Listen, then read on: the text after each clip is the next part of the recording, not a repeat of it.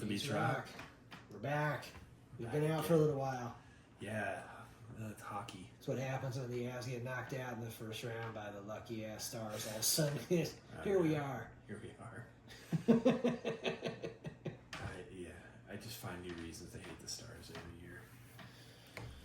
Well, maybe Edmonton will put that misery to bed tonight. Yeah, they're doing it right now, so hopefully they can finish the deal. Yeah. Because, they're just...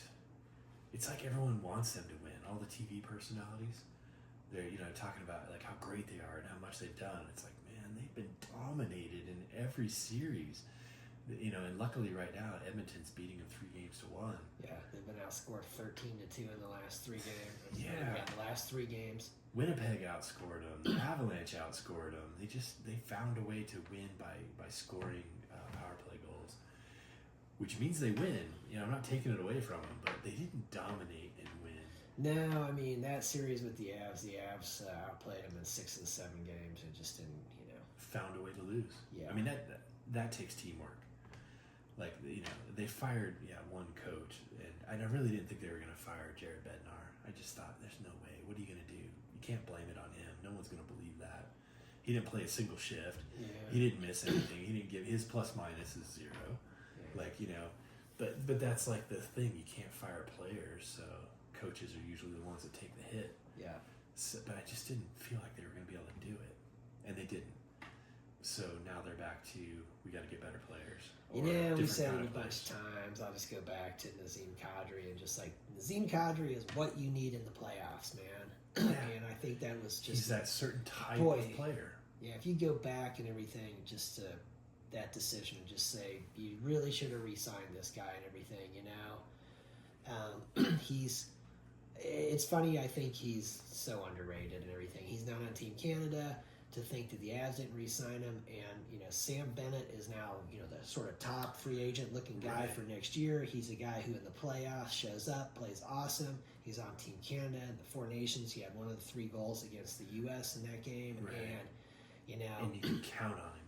You can count on him in the playoffs. Yeah, and that's all I would say with Nazem Kadri and everything. Like, he positions himself in front of Bennington. The defenseman on St. Louis pushes him into Bennington. Bennington gets injured. He's out. Right. There's death threats going into St. Louis, and Kadri comes out and scores a hat trick, man.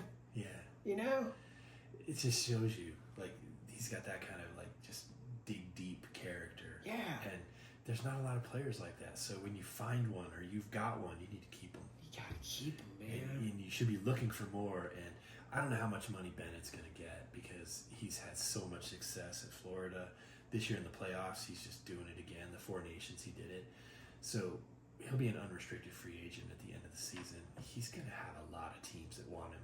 Now, a lot of teams aren't going to be able to pay him. Yeah.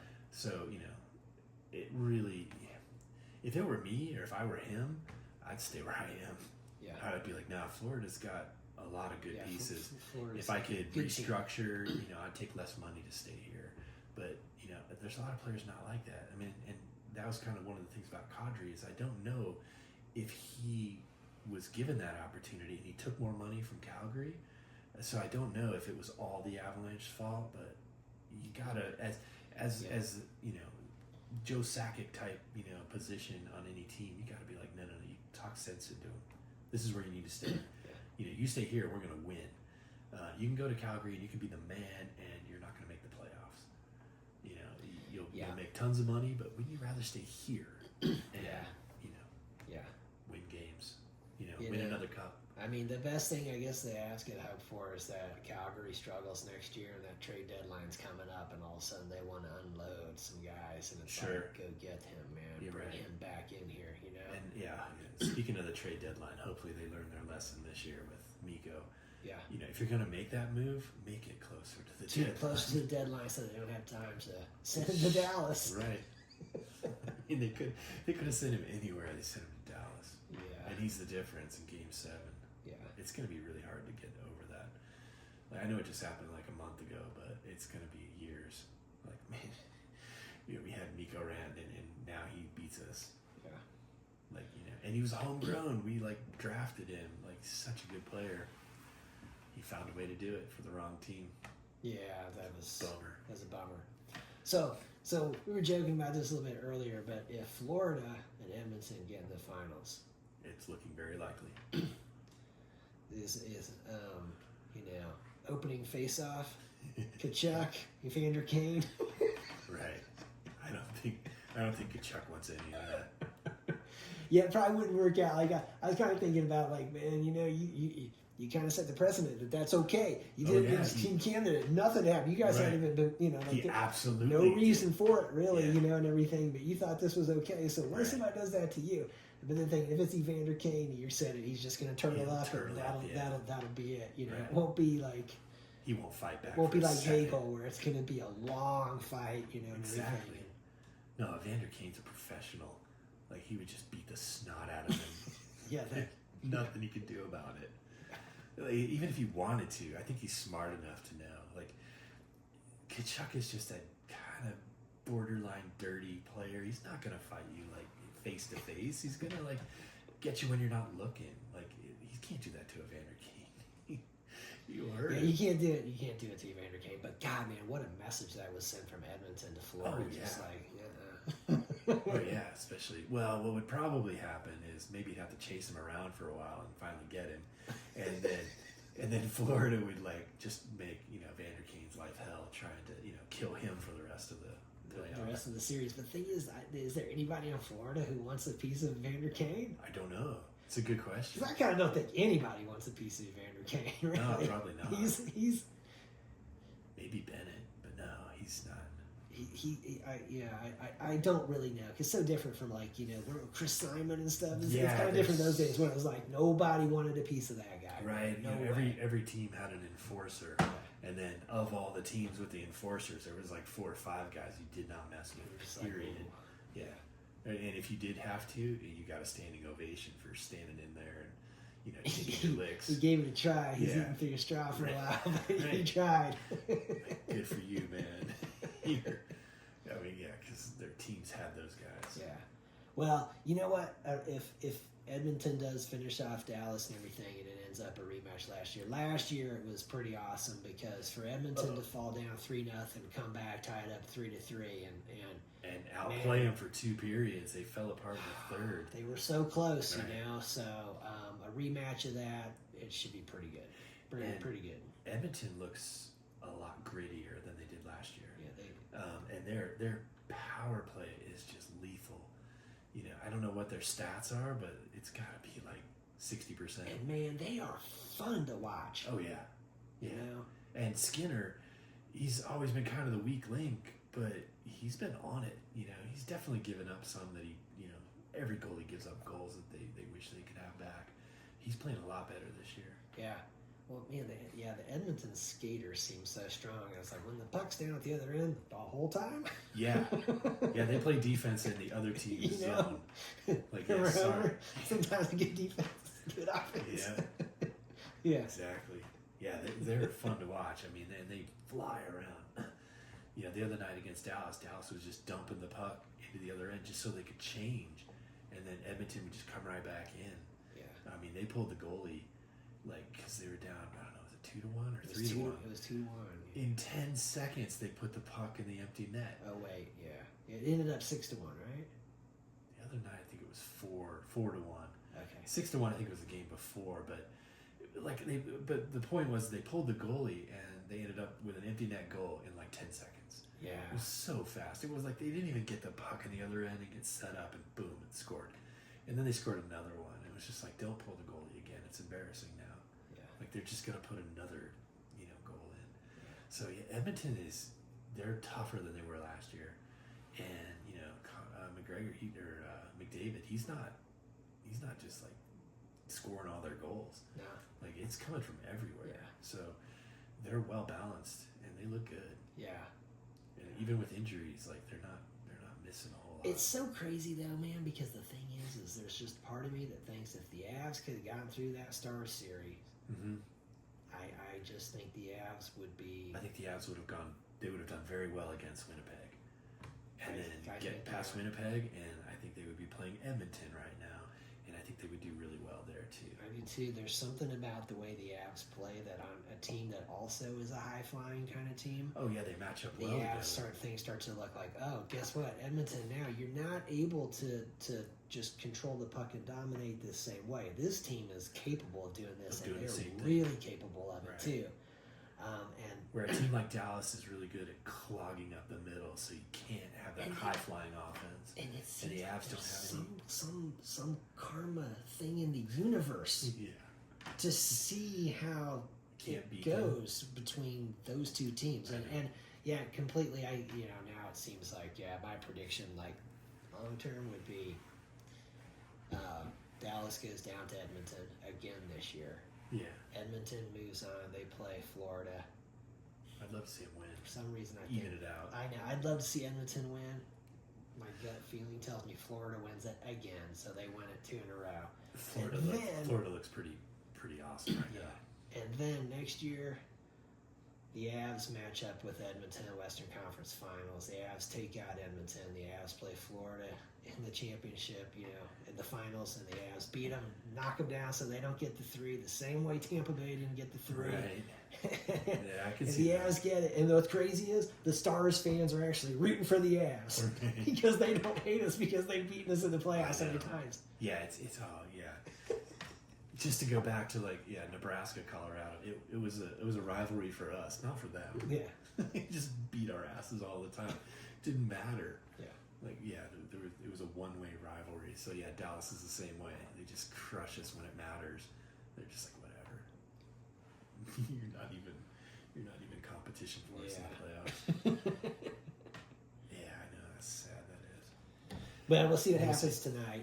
Last we saw Edmonton was up 3-1 at the end of the first period. So Yeah, they look good, and they could put 10 goals on the board at any time.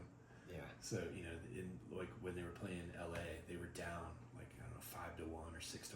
They ended up losing those games, but they were 1-goal games by the time it was over. yeah, They can turn it on, yeah. like no one else really. I mean, I guess the Capitals could do it a little bit here and there, but Edmonton, they're just Yeah, it's Firepower. fun to watch that. yeah. They're not low-scoring games typically. Yeah. They're 7-5 games. I or just 7 love to it. 6. I Yeah. love it, man. Yeah, and so much talent. It's not like poor goaltending either. It's just so much offense. They're Yeah. so good. They're pretty awesome. Hopefully, So now we'll move on to the other end of the spectrum, To- the not awesome. we got the Colorado Rockies. Yeah. Historically awful. Oh yeah. They have 9 wins and 47 losses. And remember last year when the White Sox, they lost 121 games, and it was supposed to be a once in a generational kind of horrible team, and they're like, this is going to last for 20 years. The very next season, the Rockies are like, oh no, We got that. this. We're on pace to lose 135 games. Yeah, That's rivaling the worst team ever, yeah, Cleveland. yeah. Oh my God, I read that article, the Cleveland Spiders. And that whole article, it completely explained how just a year or two before that, they either won the whole thing or they were in the finals. But the whole reason that it happened was because the owner of the team had another team, and they basically, because of just, I don't know, how things had moved around, they were taking the players from the Cleveland Spiders and putting them on this other team. So it was a very different situation as to why they were that bad and everything. It was almost like the Major League movie, where they were trying to sabotage their own. Yeah, we want to make one team here awesome and everything, so we're taking these guys here to do this and everything, and the Rockies aren't like that. they're not doing that. No, the owners, the Monforts, they're perfectly happy to just have great attendance because Colorado has a lot of people from everywhere, so they want to root for the team that they grew up watching, and when that team comes to town, they fill half the stadium. Yeah. And so the Rockies have really good attendance year after year after year. It's dropped off because the local fans aren't watching as much, but when your team comes from Pittsburgh or wherever, you go watch them, and those teams are coming in every week, so they're still filling seats. It's the good argument for promotion and relegation kind of thing, because it's not really cool for owners to be doing it like that. And if I would recommend to the Monforts, because you see all the stuff about how they pay no attention to analytics. They do basically no development with their players and all this stuff that's been coming out. And it's like, you know what?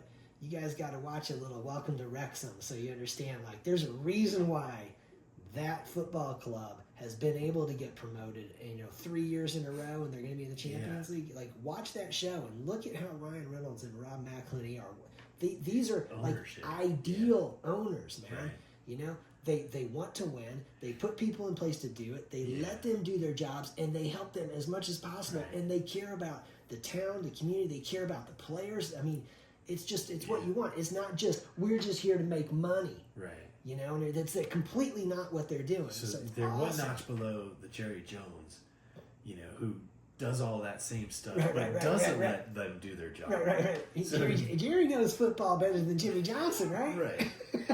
So, in Wrexham, they're one notch below that. They're letting all of the pros that they find and want to come there do their jobs. Yeah.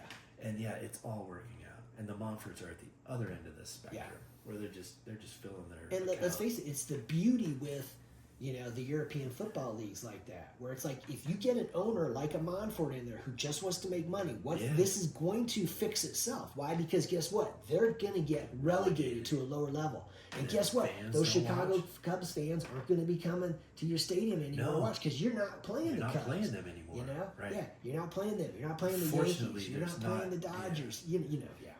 So what they need is the same tiering system that they have for European hockey or soccer. Boy, you can see how it really, man.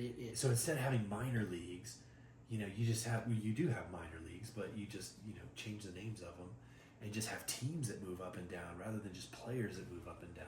And you never have a Rockies type of a team in the league again. Right. It would just be like, okay, you guys did this poorly. You're relegated to the next lower level and everything. And if you continue this, you're going to be. And then all the fans. Because Wrexham was in the National League. Right. So it goes like National League, League Two, League One, Champions League, Premier League. Right. And that National League is brutal, super hard to get out of that league and everything. And just looking at the Rockies and thinking, like, you guys are fast paced for that. And then there are levels below that. I think there's 7 altogether. Yeah, and they've already had 300 lost seasons, and they're well on their way to the 4th one. Yeah. I mean, they've almost got 50 losses out of 60 games. So they would definitely. It sounds like that could never happen, right? This could never happen. So instead of having AAA ball and AA and single A ball, they could just have all those different leagues and be like, you know what, the bottom 2 teams drop. Yeah. So the Rockies are suddenly not in the major leagues anymore.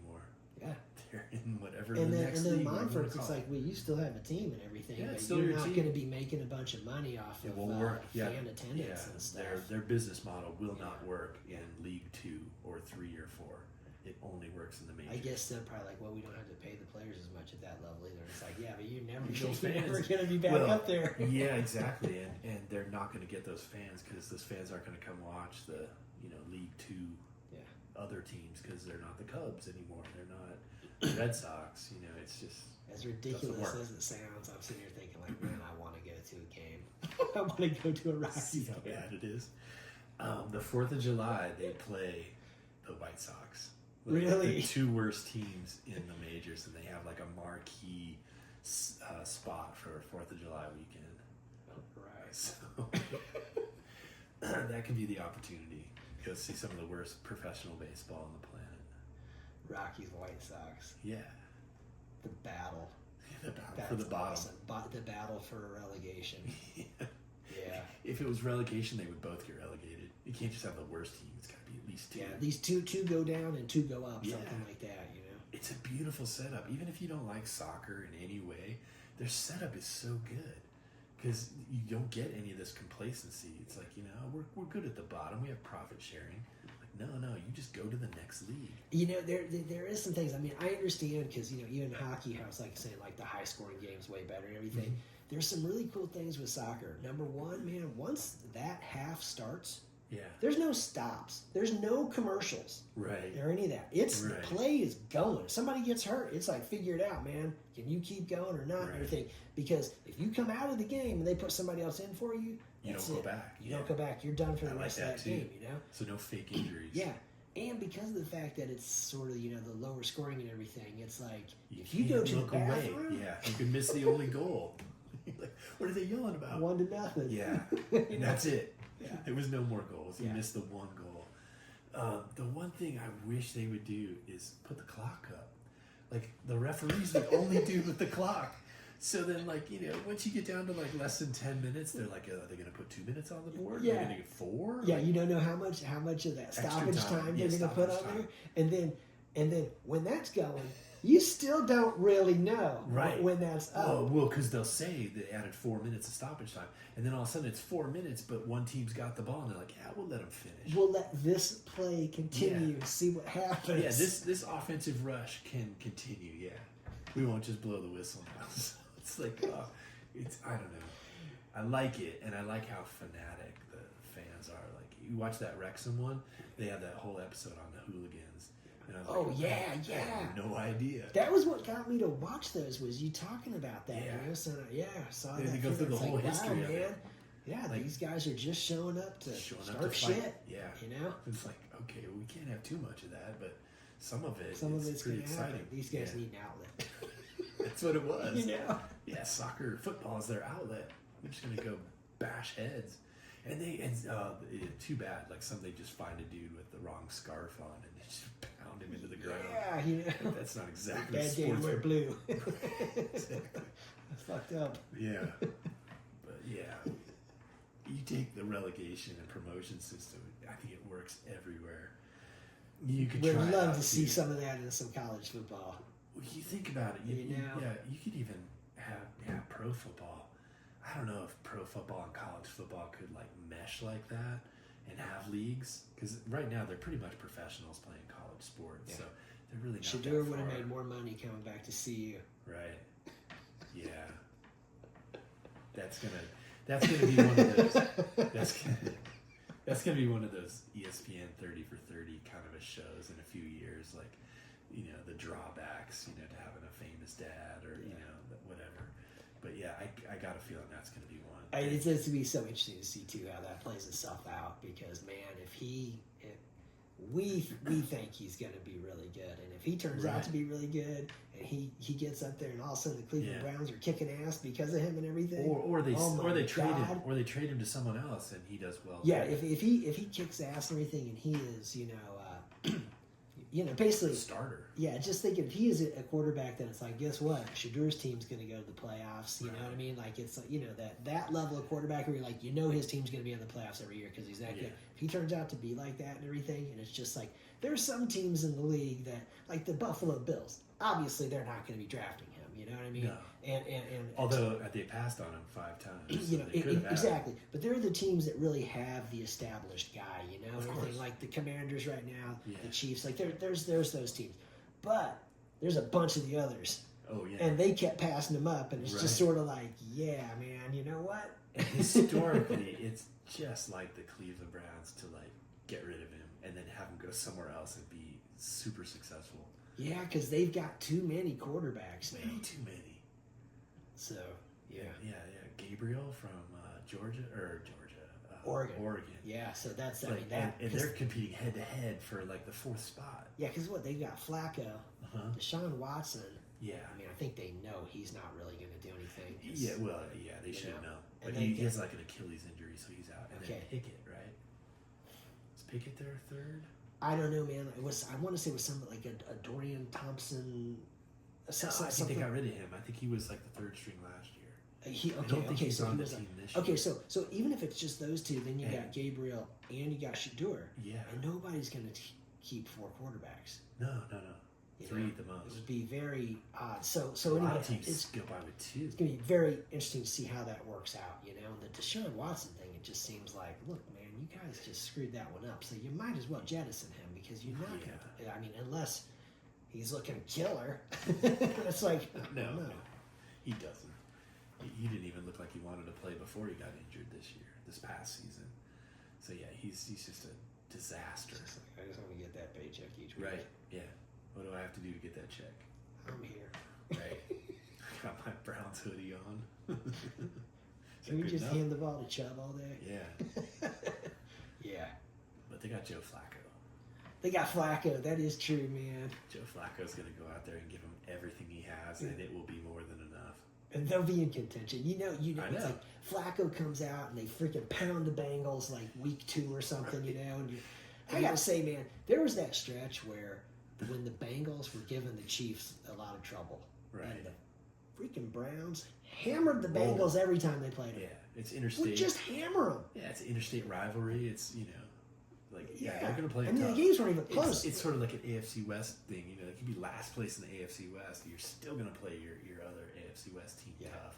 Yeah. So they're like, brothers, fighting it out in the backyard. But yeah, the Browns. The Browns beat the Ravens last year. I know.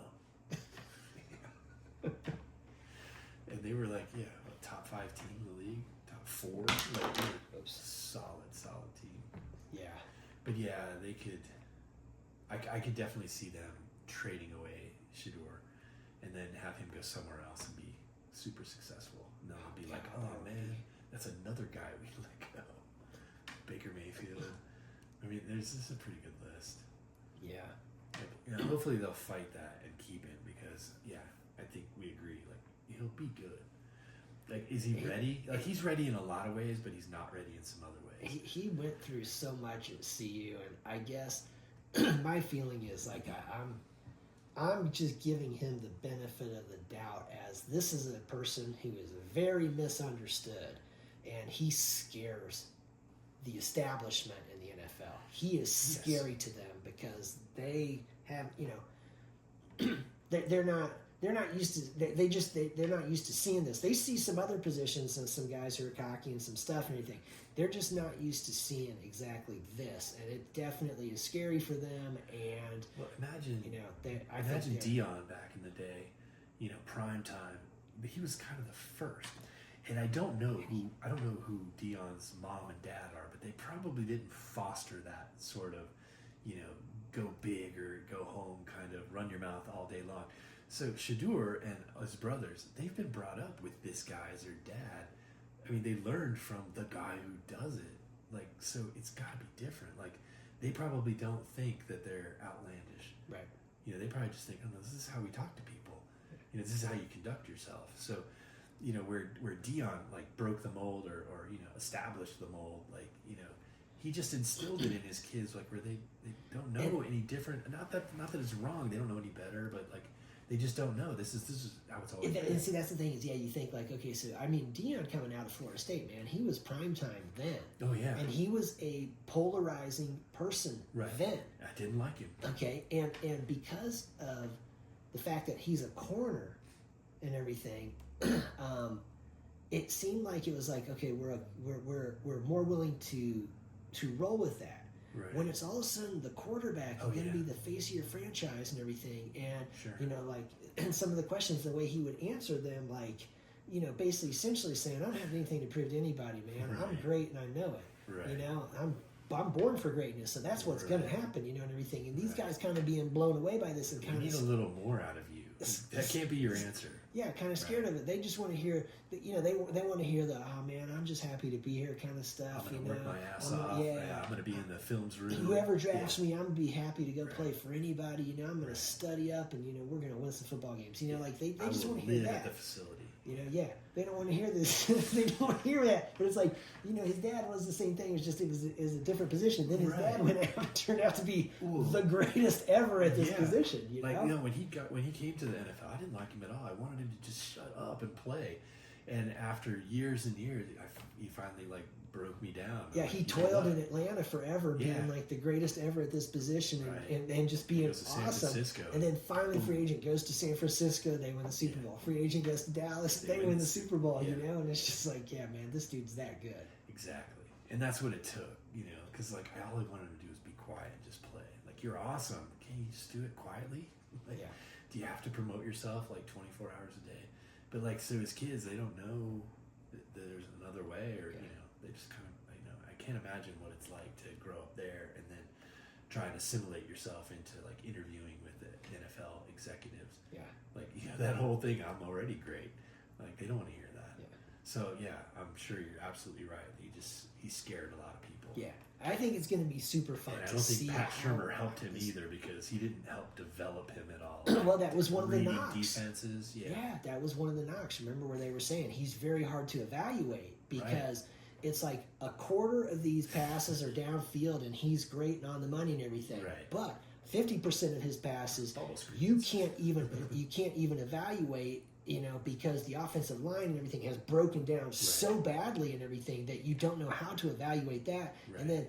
And then so many of the passes are short, basically because this offensive line can't protect him and everything. Right. So they got lots of these short passes. And no running game. So it's sort of saying like we want to see like a bigger sample of these downfield Right. passes to see and everything, you know? Or just samples of him, you know, having time to go through progressions. Exactly. Like, how is he going to handle it? He didn't have time to read defenses at CU. They basically snapped him the ball, and he was running for his football life every play. I said it a bunch of times on here. We got to go to that Baylor game, and it was absolutely stunning to see how bad that offensive line was. Right. I mean, as soon as that ball's there, man, there's three dudes, wham, right there. Right. And that's where the drive, before the drive where he took him down the field and they tied the game up and everything and went to overtime, oh my God. I mean, they started, I can't remember if they started there 25 or 35, but it was like first down, bam, lost to 10. Second down, lost to 15. They were punting the ball from their end zone and just like, oh my God, there's no way. You know, and then stuff kind of worked out. Defense got to stop. We got the ball, and he freaking still battles through that. Right. And even on the throws he's making and everything, there's still dudes all over there. Soon, you know? He's running across his body and winging it to the end zone, man. I mean, he's if he gets a chance, super resilient, you know? Yeah, if he gets a chance with solid coaching and someone that'll work with him, because I'm pretty sure he's behind on reading defenses and he's behind on, you know, progressions. They could bring him up to speed because I think he has all the ability. He just didn't ever have the opportunity. You know, even when they could have done stuff, they still would, you know, they would just bomb it out all day long. Like, you know, like they were just trying to pad stats. They weren't trying to fine tune an offense. You know, they were just, you know, we're just gonna run it and chuck it up. And you know what? You got to say that there's being able to have that element of pulling shit out of your ass, man. It matters. Josh Allen, Patrick Mahomes, man. Right. Lamar Jackson, you know, Jaden Daniels, man. A lot of those plays aren't designed to go that way, man. Those guys make that happen because, you know, they snap the ball and it's like, and not happening the way we designed it. But, exactly. And also look at, he's not a runner. Like, he's the one that's going to run around and find someone to throw the ball to. He's not like that quarterback that they're always worried about, like just the rushing quarterback. You know, at the same time, he can pick up your 5 or 10 yards if need be. If need be. You know, but he's not going to lead the team in rushing. But although he did pretty good at because we had no rushing. But you know, you put him in with a regular team when you don't run the ball when you're up 45-0. You know, right. We never run the ball. So he's got a lot of talent, and I think if you get him away from Pat Shurmur and somebody that can just, you know, this is how you do it. He's going to do fine. Better than fine. I don't know if that's at Cleveland or if Cleveland will pull the plug on him before then, because, you know, if you look at like news articles, there's like two camps. Like, one news article is how horrible he's doing, and then another one is like how good he's doing. Right. It's like, well, it's one or the other. You know, it's almost we're just trying to make everybody happy. Right. We're trying to make the haters happy, and we're trying to make the lovers happy. Exactly. And nobody knows what's going on. Yeah. Because you're not telling us anything. You know, one's either like totally glossy and the other one's gloomy. Welcome to 2025. Exactly. I think he's going to be good. It should be fun to watch. Yeah. All right, the other thing we got going on is a little Giro action. Yeah, the Giro d'Italia. So without the big three guys there. Primoz Roglic is not going to win it. He's definitely not going to win it. Juan Ayuso is not going to win it. Right. But without the big guys there, suddenly there's like, well, not now, but when the race started out and as it was developing over the first week, there was like 6, 7, 10 guys that had a chance to the podium. Right. So we're talking Pogacar, Vingegaard, Evenepoel. They're not in this race. There. So if you don't have those top 3 most dominant riders in the world, suddenly tactics are important again, because now, you know, everyone's a lot closer in ability talent, they can, a lot of guys have a chance, if they could string together 20 good days, Yeah. they could win it. Yeah. So it's been kind of fun to watch, like old school, Yeah. like where it's not just, we're watching Pogacar, which is awesome to watch him go 60 kilometers out Oh God, it's and just dust everyone to the finish, It's and mind blowing. he's on his warm-up bike afterwards, and here comes the rest of the race. So to watch like regular guys do it, it's kind of cool. Yeah. And for Isaac Del Toro, like to be in the lead right now is pretty amazing because he's still on an awesome team, UAE. Yeah. So it's not like, oh, he's just some dude that showed up. Yeah. Like he's on, like, if he's not on the best team, he's on the second best team. Yeah, I don't know how you argue. I'd say UAE is pretty much- UAE. I think they they're are. probably the number one they team. are the number one ranked team, And then Kisma's pretty close. yeah, and with And then, knowing he had Adam Yates coming into it, their team is super good. I mean, Juan Ayuso, why don't you so can't? he's just I don't know what to say after last year's tour where it's just like he's. He doesn't get it. I don't see him as an ally for Del Toro and everything, and now he's dropped out of the race and everything, and so they have a really great team and everything, but like that dude's racing for himself and everything. Yeah, he's not a and, teammate. Yeah, and after this experience with him dropping out after getting smashed on what was it? I think it was stage 17. So after that happened, and hopefully. Yeah, There needs to be a little realization and everything with him and that team to be like, hey, look, man, this is where things really actually are for you right now and everything, and you there's some development that needs to happen. Yeah. And 'cause I just remember what he said last year, for the tour, where it's like basically saying like, yeah, he's pretty much just, I'm going for a podium spot. kind of. Yeah, like he's free to do what he wants, and chase his own ambitions and everything, and maybe end up on a podium, win some stages and stuff. And it's just like, dude, you paying attention? Like No, you're not that good. You're working for Pogacar to win this race, man, and everything, and you need to be that is the number one goal. If of you the work team. for him Yeah. and you're there, you're gonna do well. Exactly, like you'll Not write the other way yourself into around. a nice solid top 10 with people going, oh yeah, okay, Yeah. this guy's coming along nicely. Instead. There was that, I can't remember what the climb was, but where Almeida's like, come on, man, pull through. He's not, and all that. And then they tried to smooth it out, and then he drops out of the race with COVID or whatever. Now this happens at the Giro. And really, I want to say he was the number 2 favorite coming in after Roglic, and Roglic hitting the ground like, I don't know, 4 or 5 times and everything. So He didn't have a good race. yeah, so. And he dropped out several days ago. Yeah, so he dropped. Yeah, so he drops out, and yeah. So we're looking at Del Toro, and we're looking at Carapaz, man. So that's great. And it's great for the sport too, because they're from Central America, South America. Riders don't come from there. It's awesome. Like he's. I mean, I looked it up today. He's the Mexico and Ecuador, Yeah, right? is it Ecuador? Yeah, I forget about Carapaz. I think Carapaz is Okay. Ecuador. Yeah, he won the Giro before. Right, but like. And it was one of his long-range freaking mountain attacks. Like he was on Movistar at the time. When they waited for the right day, man, and everything, and then he went.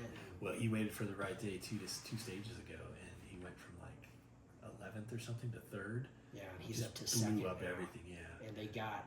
I'm pretty sure 2 more really hard days. I think Right. stage 19 and stage 20 are both brutal. I think.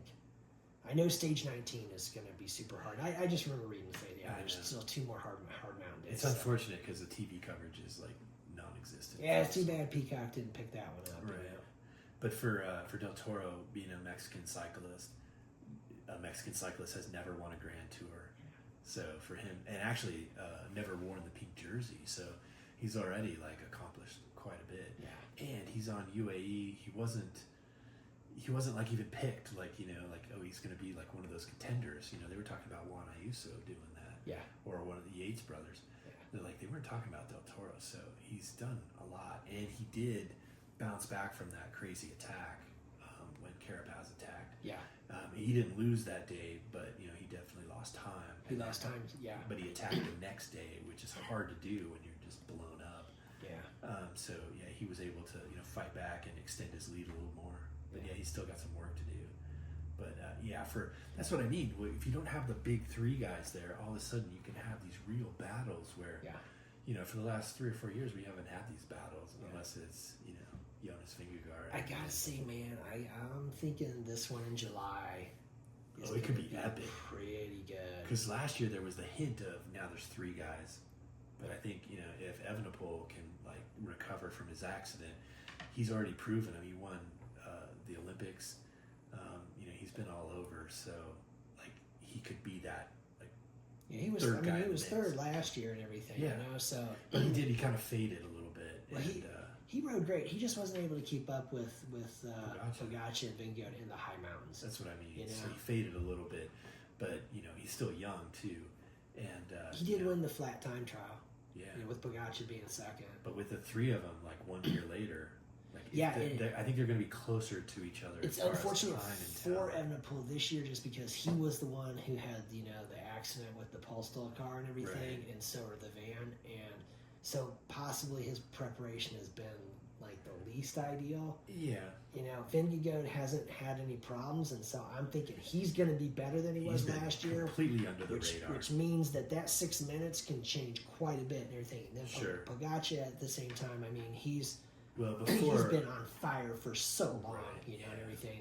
Before the Giro d'Italia started, Pogacar was doing every one-day race classic, and he was all over it.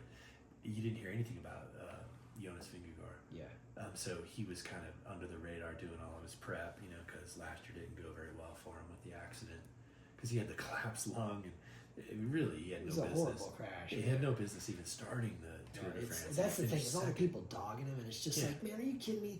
This guy, like, he's doing great considering what happened to him, and how they were, he's not even close to the class of Pogacar and all that. And it's like, I remember that gravel day, and it was like, man, he freaking flattened and had to ride a teammate's bike. Yeah. I mean, shit, man. If my bike position changed just a tiny bit, I feel like hell, man, and everything. And thinking like, man, this dude. Yeah, his teammate was a couple inches taller than him. Great, so man. His bike's not set up for him at all. Yeah, I mean, no problem at all. I think that he he's not as charismatic as Pogacar and everything. Oh, definitely not. And so he's machine-like. But at the same time, you just think, hey, man, I'll tell you what, that 6 minutes, because he won the previous year by like 7 minutes over Pogacar, and it's just like, you know what, man? And nobody was dogging him for beating Pogacar the year before. No. And then all of a sudden you flip it around the next year, and it's like, oh, he's just piling on. Oh, Pogacar, yeah. Same thing last year. Like how they treat Pogacar, right? So there's the stage where Vingegaard comes back and nips him at the line and everything, and everybody's thinking, oh my God, Pogacar's gonna blow it again, because of his tactics and everything. He just keep cool and wait for like the key decisive moments, and everything. So they give him all that crap. Then he comes out and just blasts every freaking stage and everything. I think it was 6 stages last year, something like that. And then they give him to he's winning too much. It's just like, no, okay. These time gaps are unacceptable. Why did he have to win this stage again here today and everything? It's just like it's a race, right? He's picking up the intermediate sprints. He's got to leave something for the other guys. They're all going to hate him. Yeah, like Herm Edwards, you played to win the game. You died to win the race, man. Yeah, so, but I think it's, because I think at 6 minutes, it looks kind of big like that and everything, but I just think, well, you know what, though, if Vingegaard is, it's just like, okay, this happens over, a course of like, 5 or 6 stages. If Vingegaard's just a little bit better, Pogacar's just a little bit worse, all of a sudden, man, hey, it's really freaking even. And Evenepoel is right behind him. And then, so... And something goes well for him, like maybe he learns how to downhill, because that was a huge problem for him. Yeah, he really, which is... lose time on downhill. It's surprising on some of those downhills, because... He'd go across with the leader, and then he would get dropped and end up in the chase group, and then just time trial back once. And he's super aero and everything, so it's sort of like, it's got to be a confidence really struggling on this, like just you watch it when the motorcycles following the riders, they are hauling ass. Yeah, they're going 50 plus miles an hour, through some pretty sketchy stuff on road bikes. And with snow melting and water going across the road. I mean, there's a lot of sketchy stuff, even though the roads are like beautifully paved for them. Yeah. And then also, it seemed like over the last few years, they've had some really narrow roads to go down on certain stages. Right. Where you're like, this isn't even a road. Cars don't use this, do they? So, and they're still going fast. Yeah. So, I don't know. And maybe the crashing, because Evenepoel's had some career-ending type crashes on downhill. So he's probably got some good reasons to be reserved. Yeah. Like that one where he was a junior and he went over the embankment and fell down into that ravine. I think it was like 40 or 50 feet. So yeah, and then the crash the year before, because he was in that same crash with Vingegaard. That's right. So, yeah. So he's definitely got some he's got some yeah. flashback type stuff where he's probably like, I don't want to go that fast, but it hurts him because on the downhills Pogačar doesn't slow down. Pogačar's gonna go that fast. Yeah. And Vingegaard's gonna go that fast, and most of them are gonna do it. So he's really gonna have to get over that if he wants to like make the next step. Yeah. Not be third. If he wants to be second or first, that's probably what's gonna hurt him. Right. Because he can do it in the time trials. He can climb. He can do all the other stuff. Yeah. As long as he doesn't pop one day, because he's done that too. Yeah, I think he's right now the biggest question mark. I mean, we still got there's still all of There's still 30 days or something. there's still all of June to go, so Right. Stuff can happen. But looking at it, it seems like because we remember the Sepp Kuss Vuelta, Yeah. and in that one Evenepoel was not at his best. No. And like we were saying, I don't know, he won 2 stages, something like that, But he wasn't in contention. but it was when he won. because he had He faltered detonated badly and he lost like 25 minutes one day, and they're like, do whatever you want. yeah, today. so he was free reign to just go early and everything, and he was not really a contender on any of the major stuff. No. He won some stages. It's like, yeah, that's awesome and everything, but that wasn't. That's for Evenepoel, he wants to He be wants a to win GC those- guy, yes. man. He wants to Yeah, once he was out of contention, they just let him do what he wanted to because he wasn't a threat. Yeah, so I'm wondering if this tour may be like that. But I'll tell you what, with Pogačar, it's sort of like you're not going to get any stages if you, you know what I mean? Like, it won't be like that Vuelta and everything. You almost think he needs to like do what you're telling Juan Ayuso to do. It's just stick with him. You're helping him, but stick with him. If you can stick with him for 20 days, you're going to get second or third. Right. And then pick your moment. Maybe pick 2 spots or something where you could try and lay down a huge attack and take some time out of it. Maybe it's the time trials because you can do that. That's not really tactical. I can't remember for sure, but I think that the early time trial favors him because I remember seeing something that were Right. like, Evenepoel might be wearing yellow for a little while this year, because of this Right. time trial. We'll see. But yeah, that's. But yeah, right now the Giro's good. Yeah, and even though those top guys aren't there, it's good in a totally different old school kind of a way. Yeah, it's really exciting. And it's too bad there's not on TV. And the other element for the tour that I think is going to be pretty cool is seeing the Yates brothers, where you got Adam Yates on UAE, and you got Simon Yates on Visma. And to see how that plays out. Especially, if the directors like try and pit them against each other a little bit. Oh my God, because you're just thinking like, I'm just suspecting like that Pogačar's going to come into it basically ready to go like he was last year, and that Vingegaard is going to come into it better than he was last year. I would imagine. Provided that he doesn't have some crazy crash in the next few years. Right. But like if things just kind of go on the pace they're going, and I think that right there is going to tighten the race up a little bit. Mm-hmm. And then to see the Yates, like it wouldn't surprise me at all. You get onto the last climb and everything, and the isolation is the Yates brothers with Pogačar and Vingegaard. Right. Possibly a Sepp Kuss there.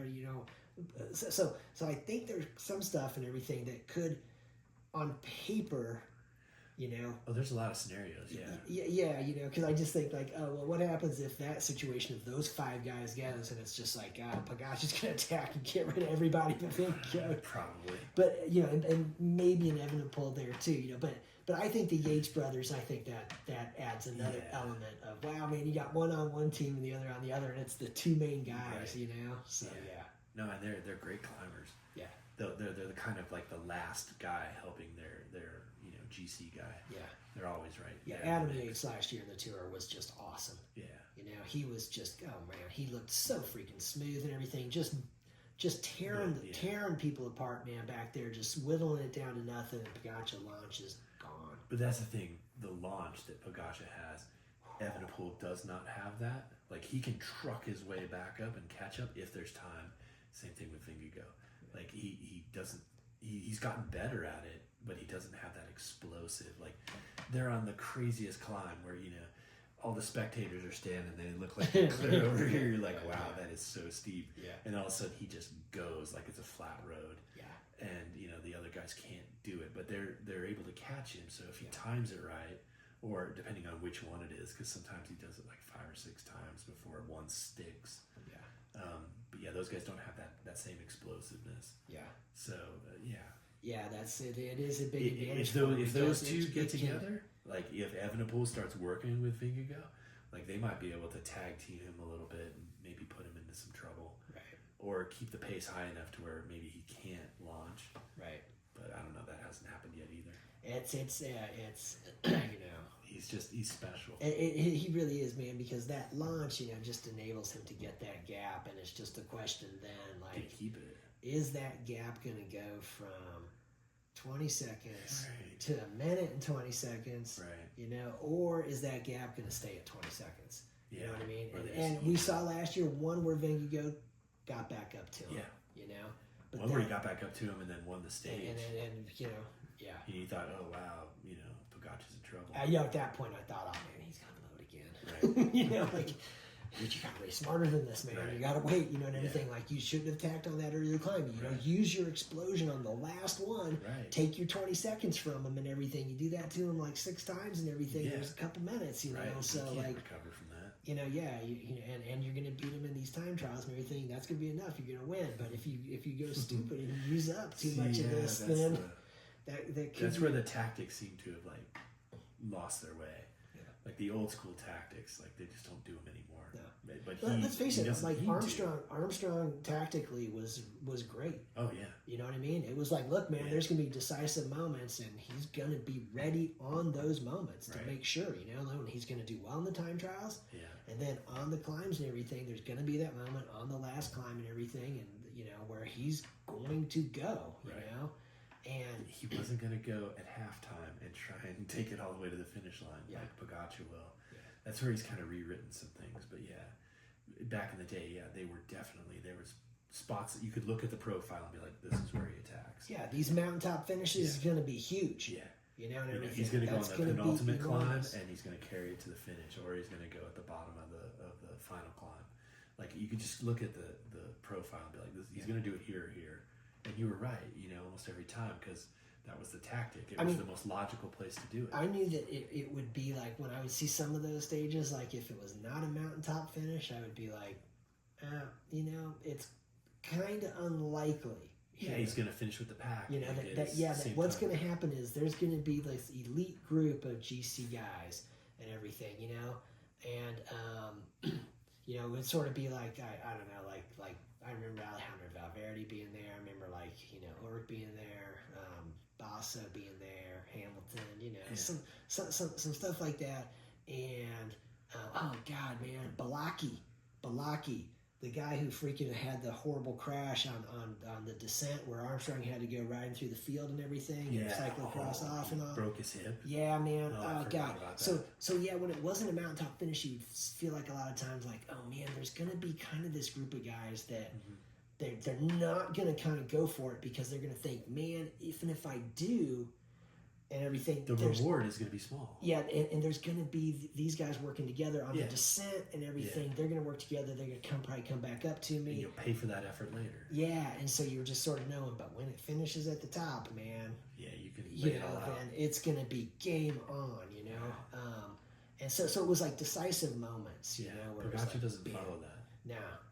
But he also has just massive ability, like where he doesn't need to. It's definitely bitten him before, in the past. But it could be like stage 2, and it's a category 3 climb that's he gets away with it.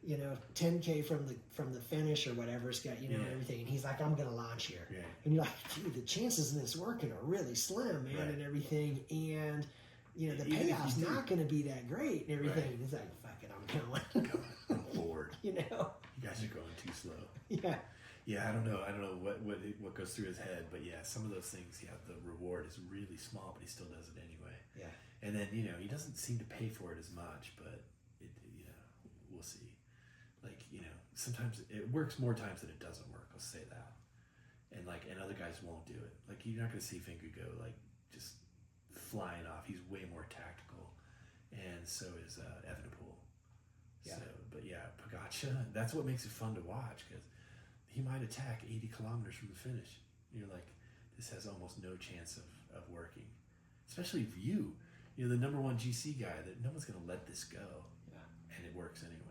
It's just like, It's like the World Championships, right? Evenepoel and Van der Poel looking at each other and being like, he just thrown his chance away. what an idiot. Bridges up to the break, works with them a little bit, and everything, establish it, goes off in front of them. Right.